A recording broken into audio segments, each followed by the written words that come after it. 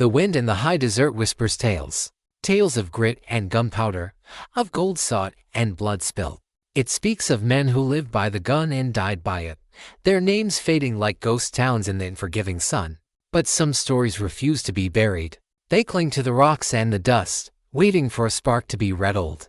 The story of Smoke Gulch is one such tale. A story of how justice, left to hang from a rope, can be reborn in the heart of a woman forged in the fires of vengeance. The wind that scoured the Black Hills carried the grit of 1,000 forgotten sorrows, and Josephine Langtry tasted every one of them on her tongue.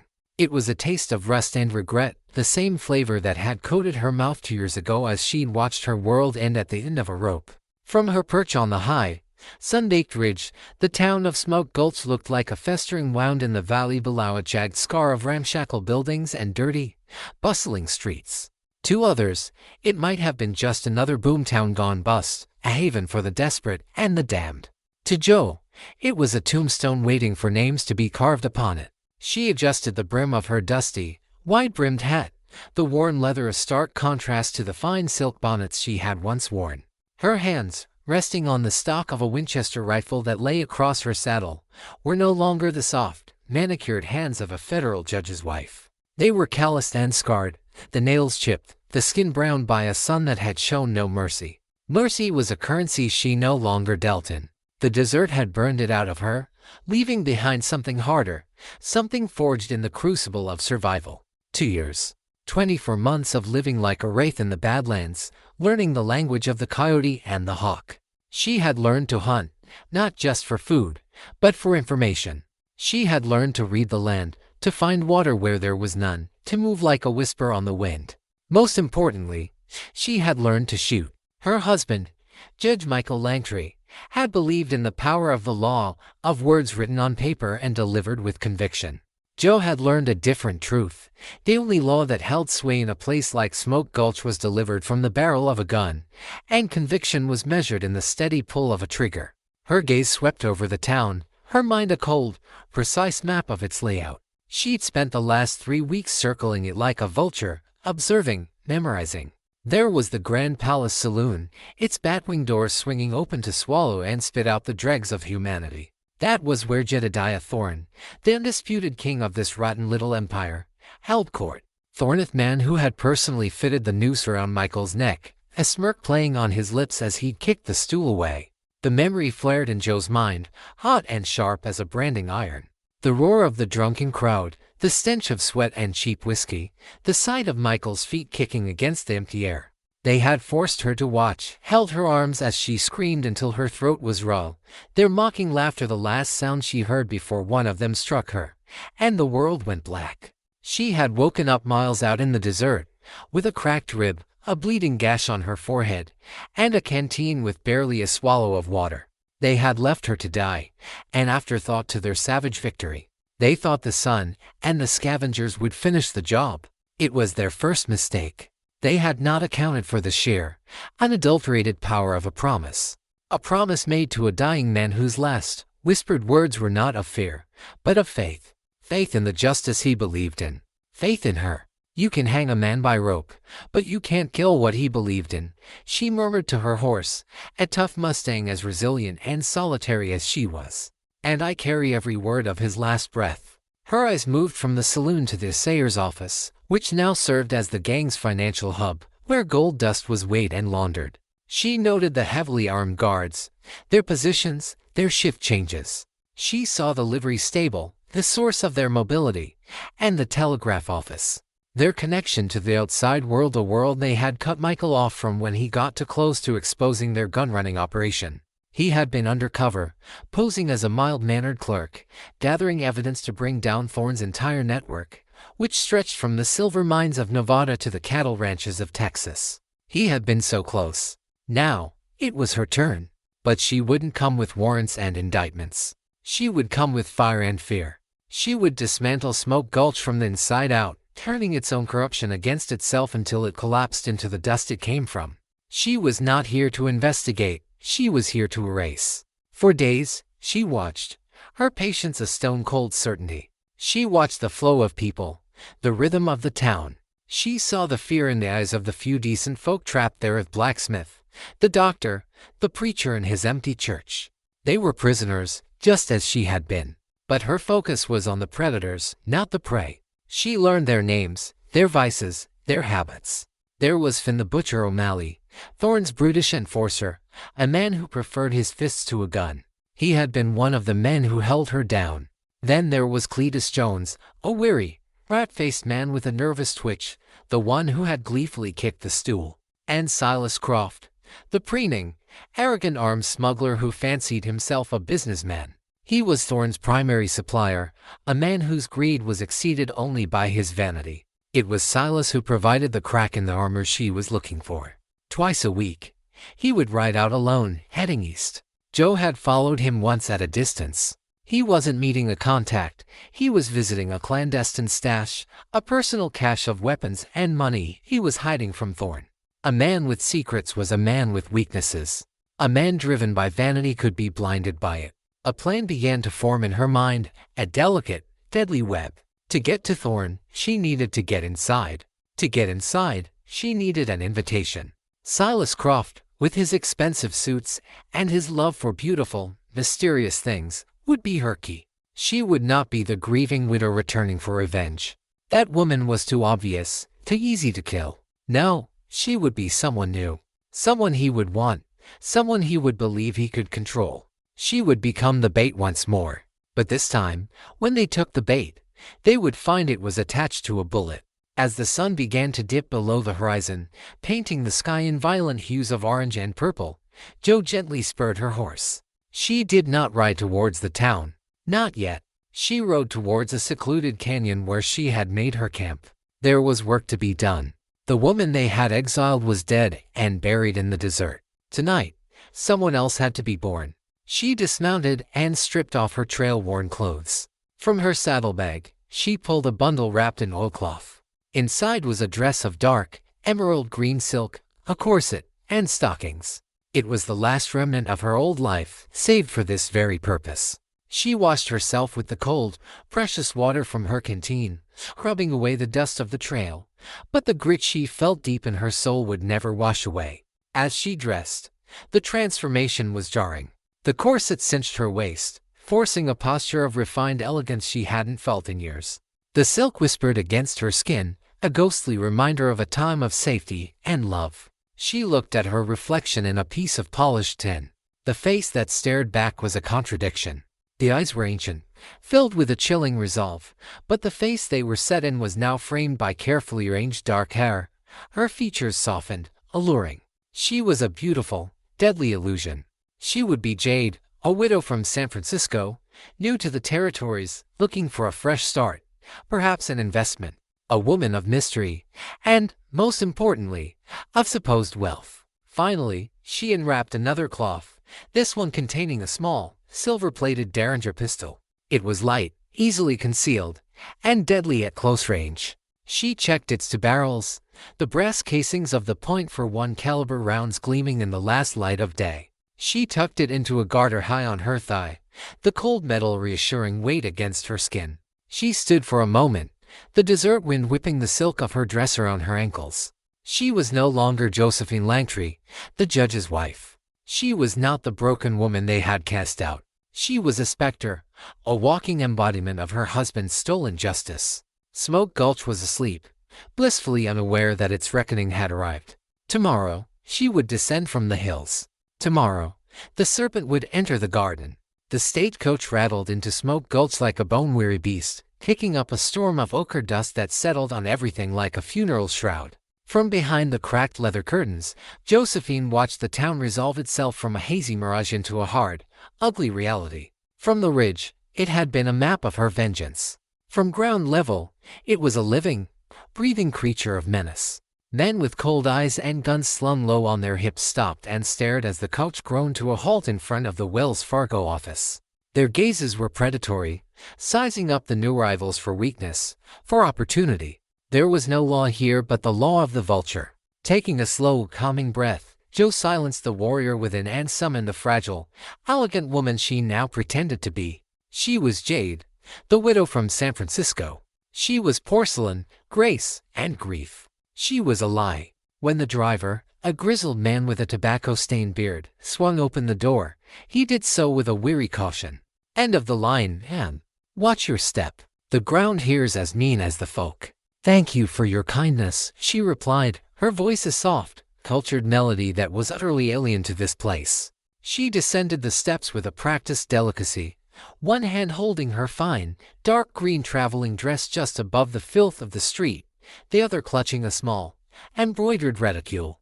She kept her head slightly bowed, her eyes downcast beneath the brim of a modest but expensive-looking hat, the very picture of a grieving woman overwhelmed by her surroundings. She could feel the weight of a dozen pairs of eyes on her, could practically hear the crude assessments being made in the minds of the men lounging on the boardwalks. She let their contempt wash over her. A woman alone was a victim. A beautiful woman alone was an invitation. And an invitation was precisely what she needed. She secured her single, large leather traveling casi, a piece of luggage far too fine for this town, another calculated detail, and made her way towards the town's only hotel. A dilapidated two-story structure with a sign that read Smoke Gulch Grand Hotel and Eatery. The Grand was clearly an act of profound optimism or biting sarcasm. She had timed her arrival perfectly. It was late afternoon, the time when the day's heat began to relent, and the denizens of the town crawled out to quench their thirst at the saloon. As she walked, she kept her senses sharp, cataloging everything behind her demure facade. She saw the blacksmith shop, heard the rhythmic clang of his hammer, a sound of honest work in a den of thieves. She saw the doctor's shingle, the paint peeling, a testament to how often his services were likely required. And she saw the Grand Palace Saloon, directly across from the hotel. Its doors were already swinging, spilling the sounds of a tinny piano and coarse laughter into the street. It was Silas Croft's preferred stage. Her plan was simple, relying on the predictable depravity of men like these. She would check into the hotel, make a show of her vulnerability, and wait for the wolves to circle. Silas, with his inflated ego, would not be able to resist playing the part of the gentleman rescuer. As she stepped onto the boardwalk in front of the hotel, two men detached themselves from a post they'd been leaning against. They were grimy, reeking of stale whiskey and unwashed bodies. They were exactly the kind of bottom feeders she had counted on. "Well now, look what the stage dragged in," the first one sneered, blocking her path. He was big and bloated, with a red, spiderweb nose. "Ain't you a little lost, little dove?" Joe stopped, feigning a startled gasp. She clutched her reticule to her chest and took a half step back. "Excuse me, sirs. I'm just trying to get to the hotel." "The hotel," the second man, a weary fellow with shifty eyes, chuckled. "Oh, we can show you a much better time than that dusty old flea bag. A lady like you. You must be looking for some real company." He reached out a grimy hand to touch the sleeve of her dress. Internally, Joe's entire body tensed. Every instinct screamed at her to break his wrist, to draw the derringer from her thigh and put a bullet between his eyes. But Jade was not a killer. Jade was afraid. "Please," she whispered, her voice trembling just enough. "Don't." The first man laughed, a harsh, grating sound. "Don't be shy. We're the welcoming committee here in Smoke Gulch." He lunged for her traveling case. "Let's see what treasures you brought with you." It was the cue. But before Joe had to decide how to escalate the scene herself, a new voice cut through the air, smooth as oiled leather but with the sharp crack of a whip. "That's enough, boys. Find a pigsty more suited to your manners." Silas Croft emerged from the doors of the saloon. He was everything Joe remembered and more. He wore a tailored charcoal gray suit that must have cost a fortune, complete with a silk vest and a polished cravat. His dark hair was pomaded, and his mustache was waxed to fine points. He looked utterly ridiculous and completely in his element, a peacock strutting through a barnyard. He held a thin cigarillo between his fingers, and his eyes, a cold, calculating blue, swept over the scene with an air of bored authority. The two thugs froze, their bravado instantly evaporating. The big one stammered, Silas. We was just having a bit of fun." Silas took a slow drag from his cigarillo and blew a perfect smoke ring. "Your fun is concluded, as is your drinking privilege at my establishment for the next week. Now, get out of my sight before I have Finn use your heads to clean the spittoons." The men practically fell over each other in their haste to obey, scurrying away like the rats they were. Silas didn't give them a second glance. His full attention was now on Joe. He let his eyes wander over her, an appraising look that was both insulting and, for her purposes, perfect. He saw her fine dress, the quality of her luggage, and the genuine fear she was so expertly faking. He took a final step forward and offered a small, disarming bow. "Silas Croft, at your service. My deepest apologies for the rustic welcome, madam. This town, regrettably, lacks the finer sensibilities." Joe let out a shaky breath, placing a hand over her heart. "You have my thanks, Mr. Croft. I was quite frightened." "Understandably so," he said, his voice dropping to a more intimate, conspiratorial tone. "A woman of your quality is a rare sight in these parts. It stirs the baser instincts of lesser men." He gestured towards her traveling case. "Allow me." He lifted the heavy case as if it were weightless, his movements fluid and confident. "It is not often a rose chooses to bloom in a desert. May I inquire as to what brings you to our humble, if brutish, little town?" Here was her opening, the first thread of the web. "My name is Jade Duval," she said, inventing the name on the spot. "My husband, he passed recently. He had spoken of investments out west, of land and opportunity. I am simply trying to honor his last wishes, though I confess I feel terribly out of my depth." She looked up at him, her eyes wide and glistening with tears. She was selling a story of a lost, wealthy widow, and Silas Croft was a man who could smell money and vulnerability from a mile away. "Duval," he mused, rolling the name on his tongue. "I don't believe I knew the man. A tragedy, to be sure, but his foresight was commendable. There is indeed opportunity here, for those with the right guidance." He smiled, a flash of white teeth that didn't reach his eyes. "The hotel is no place for a lady of your standing. It is drafty, dirty, and the food is an insult to the palate. I insist you allow me to offer you a drink at my saloon. We can discuss your situation in a more civilized environment." "Oh, I couldn't possibly," Joe demurred, playing her part. "A saloon is hardly the place for a widow in mourning." "Nonsense," Silas countered smoothly, already steering her across the street. "The Grand Palace is my own establishment. One maintain a certain standard. You will be perfectly safe, I assure you. You will be my guest." His hand rested lightly on the small of her back, a gesture that was both proprietary and guiding. Joe allowed herself to be led, her mind a whirlwind of cold calculation. He had taken the bait even faster than she'd anticipated. His vanity was a gaping, open wound, and she was the salt ready to be poured in. The interior of the Grand Palace Saloon was a shock of opulence against the town's squalor. A long, polished mahogany bar ran the length of one wall, gleaming under the light of several oil-filled chandeliers. There were felt-top tables for poker, and a stage in the corner where a pianist was dutifully playing a cheerful ragtime tune that did nothing to lift the room's oppressive atmosphere. The place fell silent as Silas entered with her on his arm. Every eye turned to them. Joe could feel the simmering resentment, the fear, the curiosity. She was now marked as Silas Croft's property. "A private table," Silas commanded to a bartender, who nodded quickly. He led her to a secluded booth in the back, shielded from the worst of the stares. "Whiskey for me. And for the lady. Some of the French wine. The bottle I was saving." He settled into the booth opposite her, placing her case on the seat beside him. He leaned forward, his elbows on the table, creating an immediate and unwelcome intimacy. "Now, Mrs. Duval," he began, his voice low. "Tell me about these investments. My business, you see, is all about connections and supply. I am, in a manner of speaking, the man who keeps Smoke Gulch running." For the next hour, Joe spun her tale. She spoke of a late husband in shipping in San Francisco, of a sudden illness, of a large inheritance she did not know how to manage. She painted a picture of herself as intelligent but naive about the ways of the world, a woman sheltered and now cast adrift. She asked him questions about the town, about its commerce, about its leadership, all under the guise of a potential investor looking for security. Silas, in turn, drank it all in. He boasted. He spoke of his control over the arms trade, though he called it providing security equipment.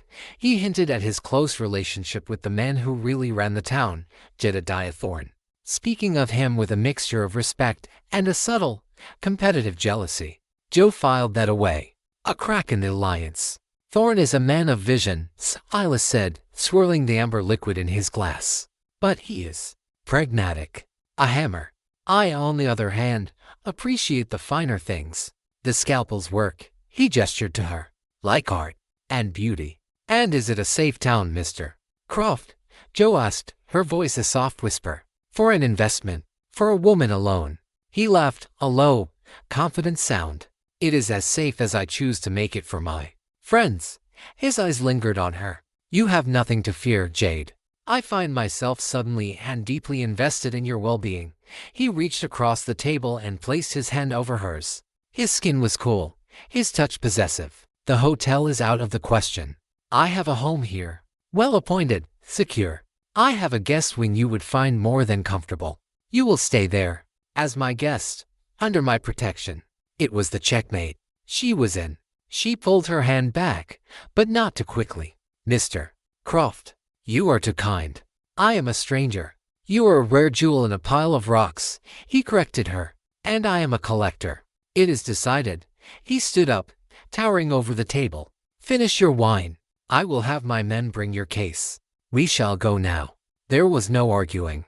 It was a command disguised as a courtesy. As Jo followed him out of the saloon and into the gathering twilight, she knew the most dangerous part of her journey had just begun. His house was not a home, it was a fortress on the edge of town, a gaudy two-story monstrosity with high stone walls and armed guards at the gate. It was the heart of his personal empire. As the heavy oak door of Silas Croft's house swung shut behind her, the sounds of Smoke Gulch faded away, replaced by an opulent, suffocating silence. She was inside the lion's den, a willing prisoner, a ghost who had just been invited to haunt the machine from within, and she could not wait to begin her work. Life inside Silas Croft's fortress was a study in gilded confinement. The walls were thick stone, the windows barred with ornate ironwork, and armed guards patrolled the perimeter with a lazy but constant vigilance. To any observer, Jade Duval was the pampered guest, a beautiful songbird acquired for the master's cage. She took her meals with Silas in his grand dining room, listened to his self-aggrandizing stories on the velvet-upholstered divan in his study, and played the part of the demure, admiring widow with a chilling perfection. But every moment was an act of reconnaissance.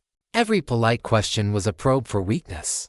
Every deferential nod concealed the cold, whirring gears of a mind at war. She learned the rhythm of the household, the changing of the guards, the servants' gossip, and, most importantly, the intricate details of Silas's operation. His study was the nerve center. At night, after he had retired with a bottle of brandy, Jo would slip from her room, a shadow in the moonlit corridors. Using a set of small, delicate lockpicks she had carried with her, she would let herself into the study. She never took anything, never left a trace. She simply read. She absorbed the information in his ledgers, names of suppliers, records of shipments, payment schedules, and the carefully coded notes detailing the gold transfers to Jedediah Thorn. Her first act of sabotage was as subtle as a drop of ink. One evening, while Silas was explaining a particularly profitable arms deal, Jo, in a display of clumsy admiration, reached across his desk to get a closer look at a map. Her sleeve, as if by accident, caught the edge of his inkwell, tipping a splash of dark liquid across the current week's ledger. "Oh heavens," she cried, her face a mask of horrified apology. "Silas, I am so dreadfully sorry. How could I be so careless?" Silas, after a flash of irritation, was quickly mollified by her distress. "It is nothing, my dear Jade. A minor inconvenience." But it wasn't. The page, detailing payments received from Thorn's lieutenants, was ruined. He would have to have his clerk rewrite it from memory and scratch notes. And in that manufactured confusion, Jo knew a seed of doubt would be planted. The next time Thorn's accountant cross-referenced the books, a small and traceable discrepancy would appear. A few ounces of gold dust seemingly vanished. Not enough to start a war, but enough to plant the idea that Silas Croft, the meticulous businessman, was getting sloppy or greedy. Her next move was to poison the well of trust. She used the servants. To Maria, the quiet, fearful housemaid, Jo would say with a worried frown, "I saw Mr. Croft speaking with one of Mr. Thorn's men earlier, Finn O'Malley. They seemed to be arguing. I do hope everything is all right between them." To the stable hand, she would muse aloud, It's curious. Mr. Croft sends so many private shipments east. You would think his partnership with Mr. Thorne would keep him busy enough here. These were not accusations. They were innocent observations from a naive outsider, but dropped into the gossipy, paranoid ecosystem of Smoke Gulch. They would grow and fester. The stable hand would mention it to a saloon girl, who would mention it to one of Thorne's men, and soon the rumor would reach Thorne's ear. Silas was arguing with his top enforcer. Silas had business on the side. More seeds of distrust. But these were minor pricks, designed to irritate the beast. The time had come for a real wound. From his ledgers, she learned that once a month, Silas sent a special crate to Thorne's main camp in the hills. It was a gesture of goodwill, a perk for the leadership, 3 bottles of the finest Tennessee whiskey, imported at great expense. It was a symbol of their partnership. And it was the perfect delivery system for her poison. The poison itself was a creation of the desert. During her 2 years in the wilderness, Jo had learned from a traveling Apache mystic about the native plants. She knew of the sacred datura, the devil's trumpet, whose seeds, when prepared correctly, could induce powerful, terrifying hallucinations without killing. It was a poison for the mind, not the body. She had spent a week carefully gathering and preparing a small vial of a concentrated, tasteless, and odorless tincture. The opportunity came on a sweltering afternoon. The whiskey crate was packed and sitting in Silas's office, waiting for the evening courier. Silas himself was preoccupied, overseeing the unloading of a new shipment of rifles in the courtyard. He was proud, strutting and shouting orders, the center of his own universe. Jo knew she had only minutes. She went to the parlor at the far end of the house, a room filled with Silas's gaudy collection of imported curios. With a sharp, sudden movement, she swept the heavy, porcelain Ming vase from its pedestal. It shattered on the stone floor with a deafening crash. She let out a piercing scream. Silas and 2 of his nearby guards came running. "What is it? What happened?" "The vase," Jo cried, pointing with a trembling finger. It fell. There was a tremor in the floor, I swear it." Silas stared at the wreckage of his prized possession, his face contorting in anguish. It was the perfect distraction. While he and the guards were mesmerized by the broken porcelain, Jo slipped away, her heart pounding a steady, cold rhythm. She moved quickly to the study, the door left and locked in the commotion. The whiskey crate sat on the desk. Her hands were steady as she worked the small pry bar she had concealed in her dress, gently lifting the lid. Inside, nestled in straw, were the 3 dark glass bottles. She uncorked the first, poured in a third of the datura tincture, and resealed it, pushing the cork in deep. She repeated the process with the other 2 bottles. The entire operation took less than 90 seconds. She secured the lid, leaving no sign it had been opened. She slipped back into the hallway just as Silas was bellowing for the servants to clean up the mess in the parlor. She composed her features into a mask of lingering fright and went to his side. "Oh, Silas, your beautiful vase," she said, her voice full of sympathy. "Is there nothing to be done?" "It's gone," he snarled, his good mood shattered. He barely looked at her, his mind on the financial and emotional loss of his treasure. He had completely forgotten about the whiskey. That evening, as the sun bled across the horizon, Jo watched from her window as the courier, one of Thorne's men, loaded the small, innocuous crate onto his horse and rode out of the compound, heading for the hills. She watched until he was a tiny speck disappearing into the purple shadows. She had not fired a single shot, but she had just launched an attack on the very sanity of her enemy's leadership. The whiskey would be opened. Toasts would be made. And then, the demons would come. 2 days passed in suffocating silence. Jo played her role, soothing Silas's foul temper over his broken vase and feigning a delicate disinterest in the town's affairs. On the 3rd morning, the fuse she had lit reached the powder. A rider galloped into the compound, his horse lathered in sweat, his face pale with panic. He was one of Thorne's inner circle, a man named Jesse. He bypassed the guards and stormed directly into the house, finding Silas and Jo taking breakfast on the veranda. "Thorne needs to see you," Jesse blurted out, foregoing all pleasantries. "Now." Silas put down his coffee cup, annoyed by the intrusion. "What's wrong with you, Jesse? You look like you've seen a ghost." "Worse," Jesse said, his voice dropping. "We all did. It was the whiskey, Silas." The stuff you sent, it was tainted. Joe kept her eyes on her plate, her fork and knife perfectly still. She feigned a small, ladylike gasp. Jesse recounted a chaotic, nightmarish story.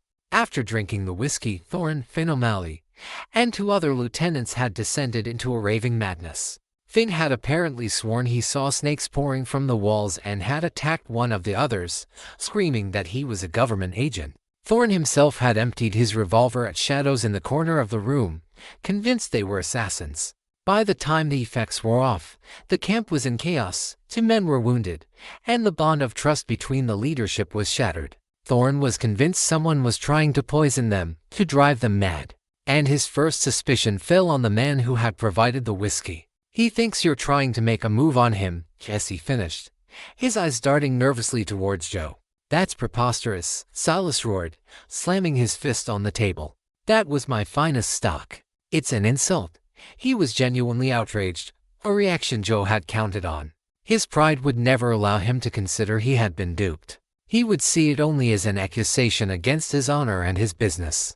After Silas left in a fury to confront Thorne, Joe knew her next move was critical. The gang was paranoid and looking inward. Now was the time to cut them off from the outside world, to turn their festering town into a true prison. Her target was the telegraph office. For the past weeks, she had observed its operator, a small, harried man named Daniel Abernathy. He was a man living in a cage of fear. He had a wife and a young daughter, and they all had the look of people who were slowly starving, both in body and spirit. Joe had seen Finn O'Malley visit the office late at night, and Abernathy would emerge looking even more broken. He was being blackmailed, forced to send and receive Thorne's coded messages. He was their lifeline. Joe couldn't approach him directly. She needed leverage. She began by approaching his wife, Sarah. Finding her at the nearly empty general store, Joe, the picture of compassion, pressed a small, heavy purse into the woman's hands. "Mrs. Abernathy," Joe said softly, "I am new to this town, but I cannot stand by and watch good people suffer. Please, take this. For your daughter." Sarah Abernathy burst into tears, a mixture of gratitude and despair. Through her sobs, the story came out. They were trapped. Thorne held a debt over Daniel's head, a gambling loss from years ago, and used it to force his compliance. They were prisoners, dreaming of escape but seeing no way out. That night, Joe waited for Daniel Abernathy on the dark path between the telegraph office and his small home. He started in fear when she stepped from the shadows. "I am not your enemy," Joe said quickly, her voice low and steady. "I know what Thorne is doing to you and your family. I can get you out." Abernathy was terrified.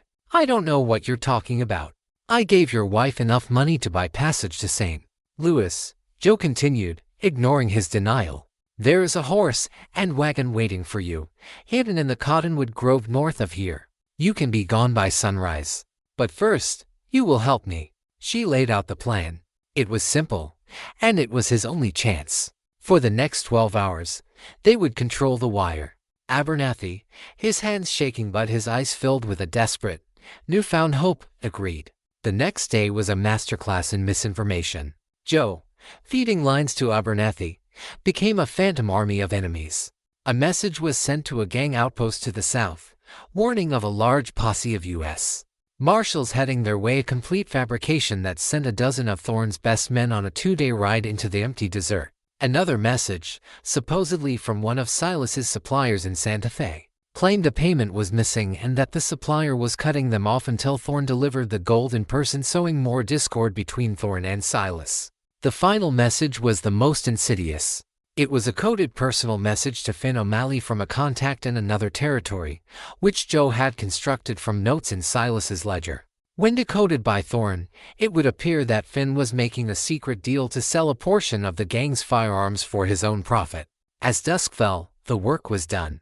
"Go now," Joe told Abernathy. "Don't look back." She watched him scurry away into the twilight, a man running towards a life he thought he had lost forever. Once he was gone, Joe turned her attention to the office itself. She didn't just cut the wire. That could be repaired. She methodically and brutally destroyed the machine. She used a heavy iron pry bar to smash the delicate electromagnetic relay, the sounder, and the sending key, reducing the intricate brass and copper mechanisms to a heap of useless scrap metal. Her last task was to cripple their mobility. The main wagon rode out of Smoke Gulch, ran through a narrow, rocky pass a mile from town. Under the cover of a moonless night, she rode out, carrying 3 sticks of dynamite she had pilfered from Silas's storeroom. She was an expert now, her movements economical and precise. She placed the charges, set a long fuse, and retreated to a safe distance. The explosion was a deep, guttural roar that echoed through the hills, a sound that ripped through the night and the soul of the town. A massive landslide of rock and earth cascaded down, completely and utterly blocking the pass. Jo stood on a high ridge, the wind whipping at her hair, and looked down at Smoke Gulch. The faint lights of the town now seemed dimmer, more isolated. She had poisoned their minds, sown dissent in their ranks, blinded their eyes, and deafened their ears. She had turned their fortress into a tomb. And now, the executioner was ready to walk among them. The claustrophobia in Smoke Gulch was now a palpable thing. The blocked pass and the dead telegraph line had transformed the town into a powder keg of suspicion. Food prices at the general store doubled overnight. The flow of gold and goods had stopped. Thorne, enraged and cut off, tightened his grip, and his men, bored and paranoid, grew more violent. Silas Croft barely left his compound, convinced there was a conspiracy to ruin him. It was the perfect environment for a hunter. Jo knew the time for indirect warfare was over. Fear was a powerful weapon, but it needed a face. The ghost that haunted them needed to claim its first soul. The name at the top of her list was not Thorny, it was the final prize. It was Cletus Jones, the weary, weasel-faced man whose greatest contribution to the game was his enthusiastic cruelty. The man who had kicked the stool out from under Michael's feet, a gleeful cackle on his lips. For him, the death would be personal. From her initial surveillance, she knew his routine. Every Saturday, like clockwork, Cletus would ride out to a dilapidated miner's cabin in the foothills, a place he thought was his secret. He was skimming from the gang's take, stashing his small hoard of gold dust and coins under a loose floorboard, dreaming of the day he could disappear. On Saturday afternoon, Jo put her plan into motion. She dressed not in Jade's fine silks, but in the practical, dusty trail clothes of the woman she truly was. She told Silas she was feeling confined and wished to take a horse for a quiet ride to watch the sunset, a request that fit perfectly with her persona as a melancholy, romantic widow. Silas, lost in his own troubles, waved her away with barely a thought. She did not ride towards the sunset. She rode towards the foothills, the Winchester rifle snug in its saddle scabbard, the Colt peacemaker heavy on her hip. This was not an assassination. It was a sentencing. She found the cabin easily and tethered her horse in a thicket of manzanita bushes downwind. She approached on foot, as silent as a mountain cat. Through a grimy window, she saw him. Cletus was on his knees, the floorboard pulled up, running his dirty fingers through a small deerskin pouch of gold dust, a greedy, triumphant smile on his face. Jo did not shoot him through the window. She did not set the cabin on fire. She walked to the door, eased the old Colt from its holster, the click-click of the hammer being pulled back unnaturally loud in the silence. She kicked the door open. Cletus yelped, spinning around and scrambling for the gun belt he had foolishly taken off. He froze when he saw her. He didn't recognize the face at first. He just saw a woman in trail clothes, her face set like stone, a pistol aimed squarely at his chest. "Who the hell are you?" he stammered, his hands held half up. Jo took a slow step into the cabin. The floorboards groaned. "You killed my husband," she said, her voice a low, chilling whisper, utterly devoid of Jade's gentle melody. "In the town square, 2 years ago." Recognition dawned in his eyes, followed by sheer, animal terror. The color drained from his face. "Langtry's wife. We threw you out. You're supposed to be dead." "That was your second mistake," Jo said, her eyes as cold and hard as river stones. "Your first was thinking you could kill what he believed in." Cletus started to babble, his bravado dissolving into pathetic pleas. "It wasn't me. It was Thorne. Thorne gave the order. I just did what I was told." "You kicked the stool," Jo stated, the words like chips of ice. "I watched your face. You enjoyed it. You laughed." She took another step, the barrel of her Colt wavering. "Do you remember his name?" "Langtry," Cletus whimpered, tears and snot running down his face. Say his full name, she commanded. Michael. Judge Michael Langtry. He sobbed. Good, Joe said. A flicker of something that pity, but a profound, weary sadness passed through her for a fraction of a second. This pathetic, quivering creature was what had brought her world crashing down. It was almost disappointing. But a promise was a promise. This is for him. The gunshot was deafening in the small cabin. Cletus was thrown backward by the force of the .45 caliber slug, a look of stunned surprise on his face before the light went out of his eyes. He landed in a heap next to his pathetic little treasure. Silence descended, broken only by the ringing in Joe's ears. She stood over the body for a long moment, the smell of gunpowder thick in the air. She felt no triumph, no satisfaction, only a quiet, grim finality. One name was crossed off the list. Before she left, she performed the final, crucial act of her ritual. From a small tin box in her saddlebag, she took out a single, dead black widow spider, its legs curled, its iconic red hourglass a vibrant spot of color. She knelt and placed it carefully on the center of Cletus's chest. It was her signature. It was a message to Thorn and all the others. This was not a random robbery. This was not an accident. This was a haunting. A deliberate, personal, and patient vengeance had come to Smoke Gulch, and it wore a widow's black. She rode back to Silas Croft's compound as the sun finally set, leaving a trail of fire in the sky. She slipped back into her room, washed the scent of gunpowder from her hands, and changed into an elegant evening gown. When Silas summoned her for dinner, he found Jade Duval sitting by the window, reading a book of poetry by candlelight, the very image of serene and touchable grace. No one would ever suspect that the angel in the house was the reaper in the hills. They would find the body tomorrow, and the real fear would begin. Cletus Jones was found on Monday morning. A prospector stumbled upon him, drawn by the wide-open cabin door and the natural silence. The news hit Smoke Gulch not like a river, but like a flash flood, carrying the mud and debris of fear and paranoia. It wasn't that Cletus was dead. Men died in Smoke Gulch all the time. It was how he died. A single, precise bullet, and the spider, the desiccated black widow, placed so deliberately on his chest, transformed a murder into an omen. It was not a random act of violence, it was a signature, a declaration. In the Grand Palace Saloon, the air was thick and heavy. The laughter had died, and the piano music was eerily absent. Men drank not to celebrate, but to ward off a chill that had crept deep into their bones. Jedediah Thorne stood at the bar, and untouched whiskey before him. His face was a granite slab, but his eyes, small and sharp, swept the room, dissecting every face. The poison in the whiskey, the severed telegraph line, the blocked pass, and now this. These were not isolated events. This was a coordinated attack.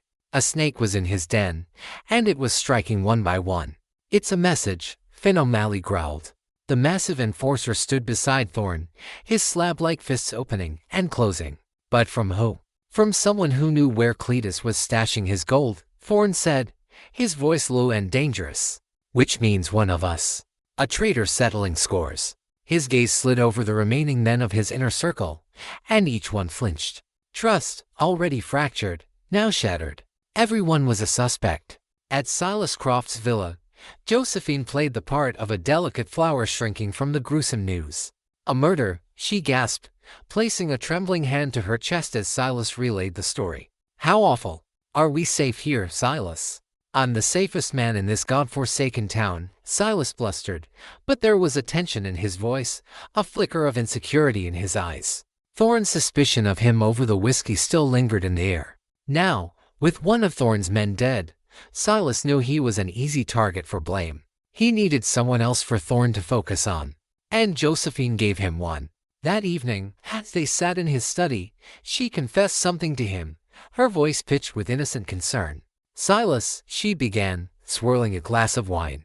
It is probably nothing, but I couldn't sleep the other night, and I was walking in the garden. I saw someone leaving the compound. A large man. I think it was Finn O'Malley. Silas stiffened. Finn? What was he doing here at night? I don't know, Josephine said, her eyes wide. But the direction he was heading, it was towards the foothills, toward the old mines. She paused, as if a realization had just struck her. Where they found that man. It was a perfectly crafted lie. a half-truth wrapped in naivete. Finn had never been there, but the suggestion, coming from a trusted outsider, took root in Silas's paranoid mind. Finn and Silas had long been rivals, held in check only by their loyalty to Thorn. Finn disdained Silas's finery, and Silas loathed Finn's brutish strength. Finn was always jealous of Cletus, Silas mused, more to himself than to her. Thought Cletus was Thorn's pet. Oh, I'm sure it was nothing, Josephine said quickly, playing her part to perfection. Please don't repeat it. I wouldn't want to cause any trouble. No, my dear. You did the right thing, Silas said, his mind now racing. He had what he needed: a story, a suspect, and a way to deflect Thorn's wrath. The next day, Silas went to Thorn. He relayed Jade's story, embellishing it with his own accusations. He reminded Thorn of the decoded telegraph message one Josephine had fabricated that implicated Finn in secret side deals for firearms. He's building a war chest, Jedediah, Silas pressed. Cletus must have found out, and Finn silenced him. Thorn listened in silence, his face unreadable. Did he believe Silas? Or did he simply need a scapegoat to restore order? In the end, it didn't matter. Fear required a face, and Josephine had given them Finn O'Malley's. The confrontation took place in the town square, on the very spot where Michael had died. Thorn called Finn out. It was not an inquest, it was an indictment. Cletus was killed by a traitor, Thorn declared, his voice booming across the silent square. Someone who thought he could build his own empire on our backs. Silas here says he saw you skulking around Cletus's cabin. Finn looked stunned. Then his face flushed with rage. He's a liar, he roared, pointing a finger at Silas, who stood beside Thorn. He's trying to frame me for his own mistakes. The whiskey. Enough. Thorn cut him off. Your treachery has poisoned this place. He drew his Colt. And I am the antidote. Finn O'Malley had never been a subtle man. He had lived by violence, and he died by it. Instead of pleading, he roared a curse and charged Thorn. He didn't make it 3 steps before Thorn's pistol barked. Finn slammed into the dirt, a giant felled, the dust clinging to his bleeding wound. From her upstairs bedroom window, Josephine watched. She felt nothing but a cold emptiness as she saw Thorn kill his own right hand based on a lie she had spun. She was turning them into weapons against themselves. Thorn's gang wasn't being destroyed by bullets, it was being eaten from the inside out by paranoia, like a disease. And she was the pathogen. The fear that followed Finn's execution was a thick, cold fog that settled over Smoke Gulch. Order was restored, but it was the order of a graveyard. Thorn became reclusive, trusting no one. Silas Croft, though temporarily absolved of suspicion, became a prisoner in his own home, drinking more heavily and starting at shadows. He had survived, but at the cost of knowing just how vulnerable he was. Josephine knew her psychological war had reached its peak. It was time to cripple the enemy's body. She had made them blind, deaf, and paranoid. Now she would disarm them. Her target was the gang's arsenal. From her long nights studying Silas's ledgers, she knew exactly where it was, the old stone livery stable at the edge of town. It held not only their weapons and munitions, Thorn also used its fortified cellars to store a significant portion of their stolen gold. To destroy it would be a double blow, crippling their ability to fight and incinerating a share of their wealth. The plan required precision, audacity, and an ally she could not control: the weather. In her 2 years in the wild, she had learned to read the sky. She saw the clouds gathering in the west, bruised purple storm heads that promised lightning and torrential rain. The storm would be her cover. That night, the sky opened. Rain fell not in drops but in sheets, turning the dusty street into a river of mud. The wind howled through the buildings, and the first bolts of lightning tore across the sky, followed by concussive peals of thunder. No one was outside. Even the guards at the arsenal would be huddled inside, near a stove for warmth, feeling secure in their stone fortress. Dressed in a dark rain slicker, Josephine slipped out of Silas's house. She moved through the darkness, a wraith in the storm. She had spent days preparing, pilfering small but vital items from Silas's stores: a spool of thin copper wire, a flask of kerosene, and the 3 sticks of dynamite she had secreted away. She approached the stable from the rear, where the roof sloped low to the ground. The guards, as she'd predicted, were inside. She could see the faint glow of their lantern through a crack in the door. The rain and thunder masked any sound she made as she climbed onto the slick, wet roof. At the stable's highest peak was a crude iron lightning rod, installed years ago by a more cautious owner.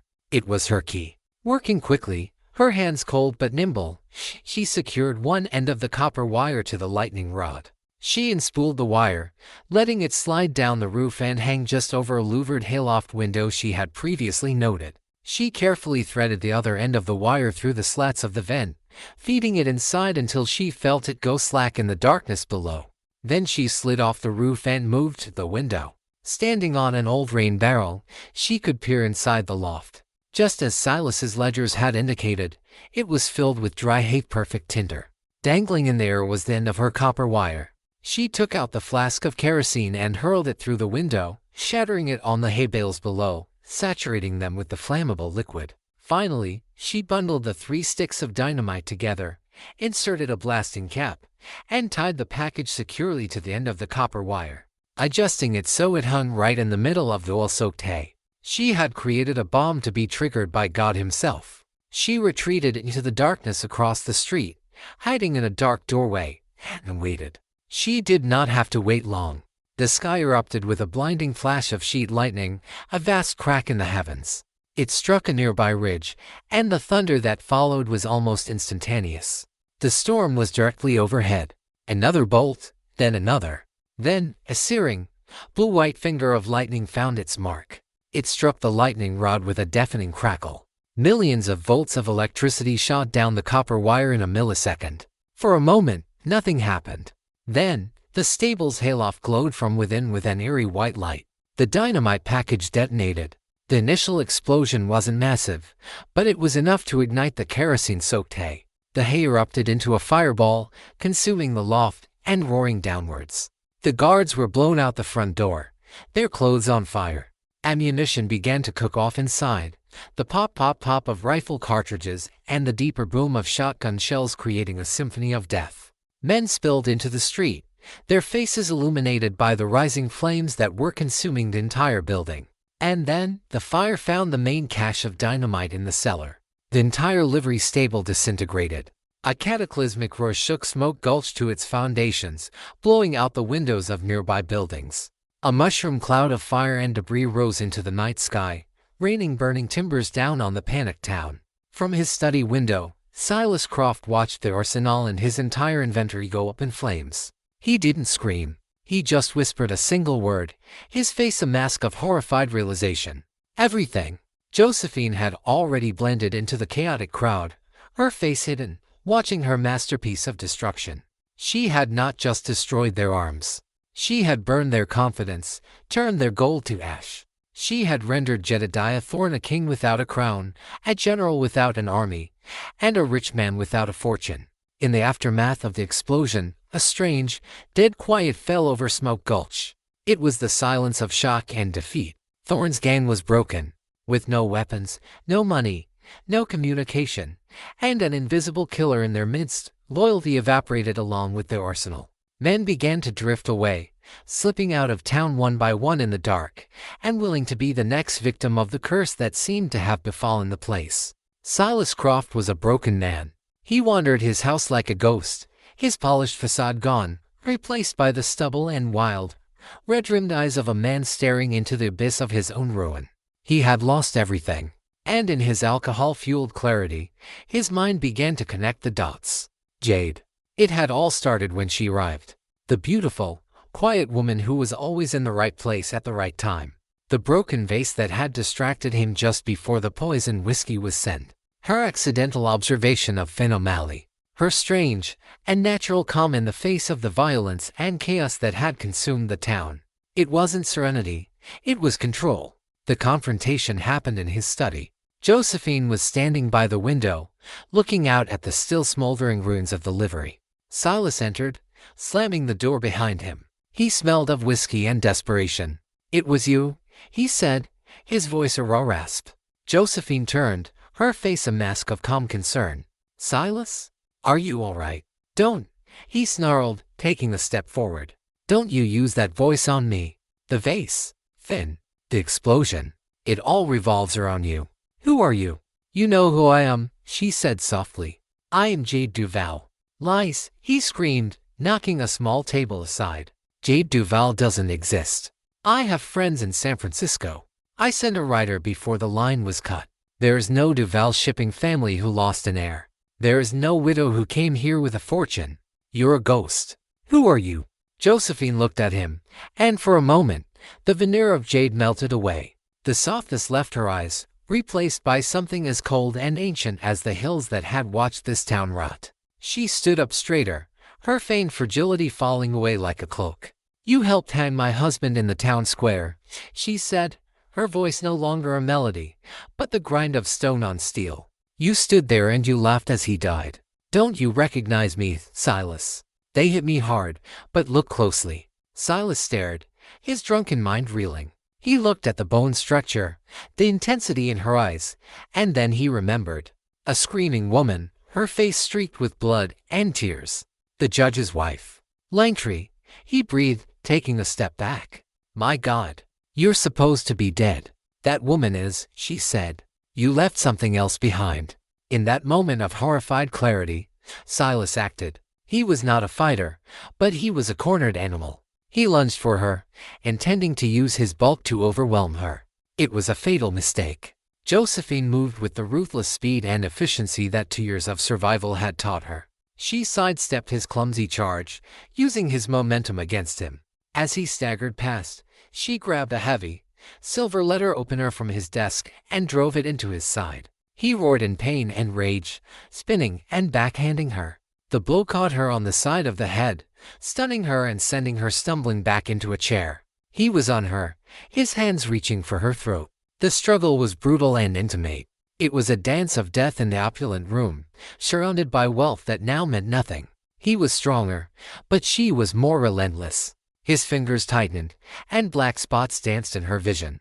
With a final surge of will, she reached up her thigh, under the silk of her dress, and her fingers closed around the cold steel of the derringer. She pressed the barrel into his soft belly and pulled the trigger. The shot was a horrifically muffled boom. Silas jerked, a look of profound surprise on his face. His grip loosened. She pulled the trigger a second time. He staggered back, clutching his wounds, and collapsed to the floor, pulling a tablecloth and an oil lamp down with him. Josephine gasped for air, coughing, and pushed herself to her feet. She stood over him, the tiny pistol smoking in her hand. He looked up at her, his eyes filled with disbelief and the final, dawning truth. You, he wheezed. Were the bullet.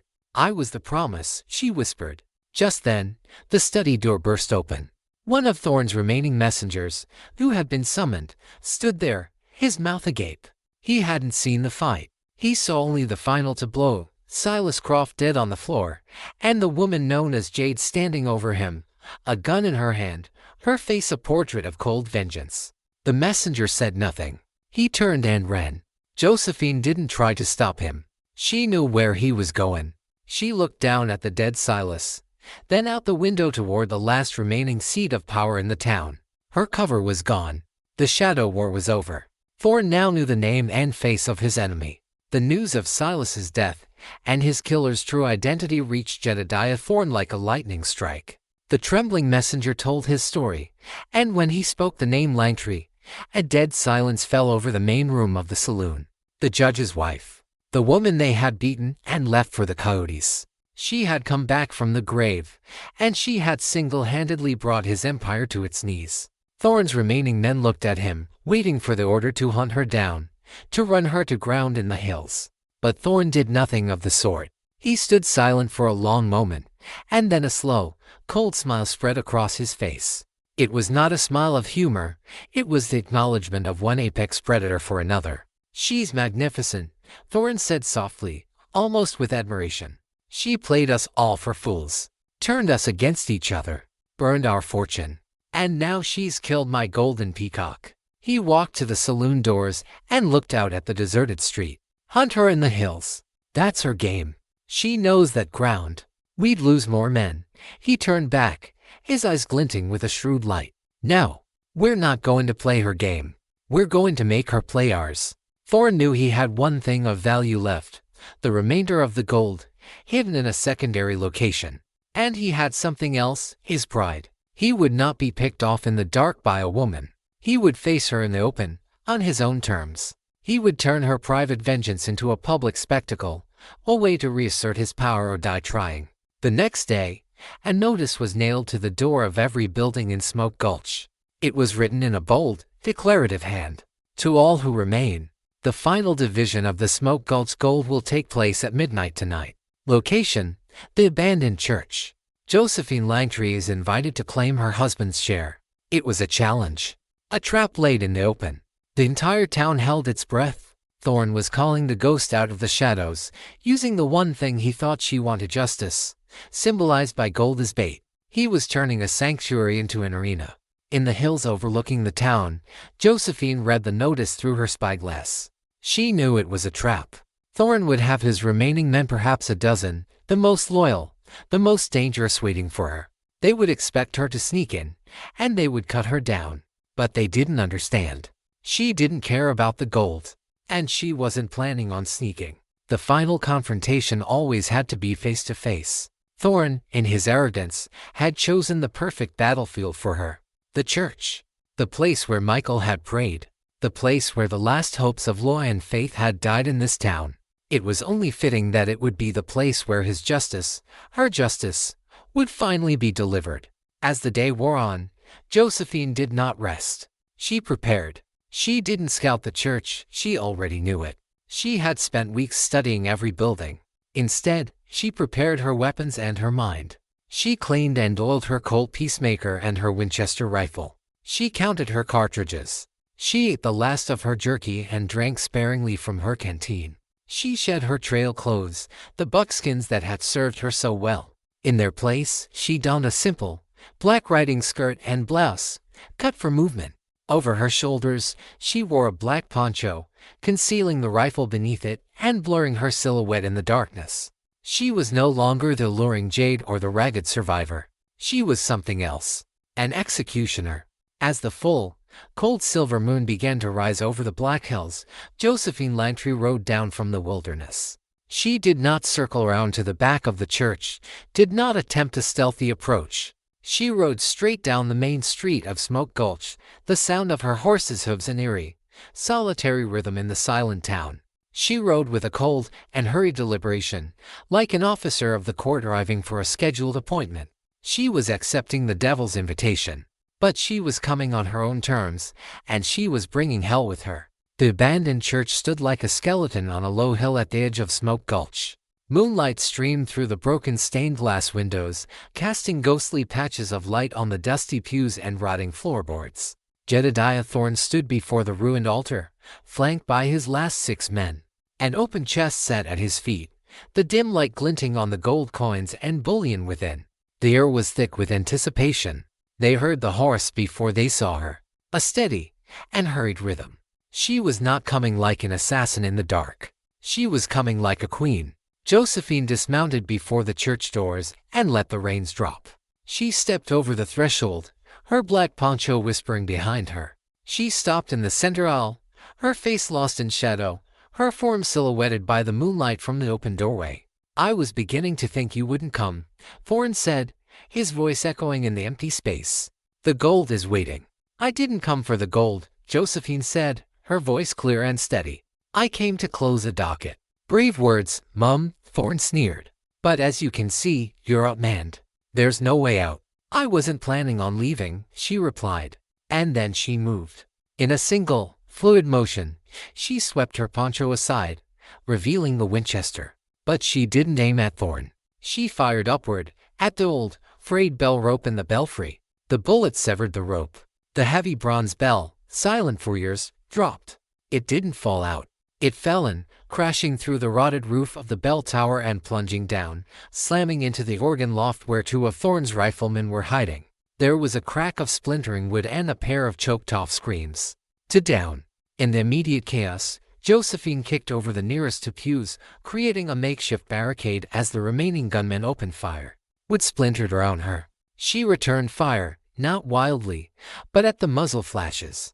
A man screamed and fell from the balcony. Now it was 4-1. Thorne roared, "Spread out. Pin her down." One man tried to dash along the side aisle, attempting to flank her. He didn't see the thin wire Josephine had stretched across the a few inches off the floor on a secret scouting trip nights before. His feet tangled, and he went down hard, his gun sliding away. Before he could recover, a bullet from her Winchester found him. 3 left. They were smarter, taking cover behind solid stone columns, firing methodically. The Winchester was too slow to reload. Josephine left it, drawing her Colt Peacemaker. She knew she couldn't stay put. Under the cover of darkness, she broke from her barricade, sprinting towards the crumbling confessional booths. Bullets chewed the wood around her. She dove inside, the shadows swallowing her. The men advanced cautiously. "She's trapped," one of them yelled. He was wrong. The back wall of the confessional had been previously weakened by her. She slammed her shoulder into it, and the rotten planks gave way, spilling her into the rear sacristy. She circled around, emerging from a doorway behind the altar, directly behind their position. 2 shots rang out almost as one. Thorne's last 2 men fell, shot from behind, looks of utter surprise on their faces. Silence descended on the church, broken only by Josephine's ragged breathing and the sound of the wind whistling through the broken windows. Only Thorne was left. He stood by the altar, his own pistol in his hand, watching her across the dusty moonlight. His arrogance was gone, replaced by a cold, grim respect. "All of them," he said. "All by one woman. All for one man you underestimated," she corrected. They faced each other, the 2 ends of a sentence written 2 years ago. "Then let's end it," Thorne said, raising his gun. Josephine raised hers. For a heartbeat, 2 shadows stood frozen. Then the church exploded with the sound of gunfire again. But there was only 1 shot. Thorne flinched, a small, dark hole appearing on the breast of his shirt. His own gun went off, the bullet plowing harmlessly into the ceiling. He looked down at the wound, then back at her, a look not of hatred, but of final understanding.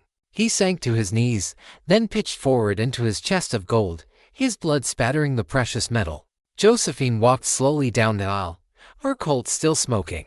She stood over the man who had killed her husband, the man who had destroyed her life. She felt no elation, no joy, only a profound emptiness, a heavy release. It was done. She bent down, but not for the gold. From a small pouch at her side, she took out a small, leather-bound book. It was a copy of the United States Constitution, the one Michael had always carried. She placed it on Thorne's back, between his shoulder blades. His justice, at last, had been served. She didn't look back. She walked out of the ruined church, out of the graveyard she had made, and into the coming dawn. The town of Smoke Gulch was silent. Its rotten heart had been cut out. Josephine Langtry mounted her horse. She was no longer a wife, a widow, or a vengeful ghost. She was simply a woman who had kept a promise. As the sun rose over the Black Hills, she rode away, not east or west, but simply away, a solitary figure dissolving into the vast and forgiving land that had remade her in its fire.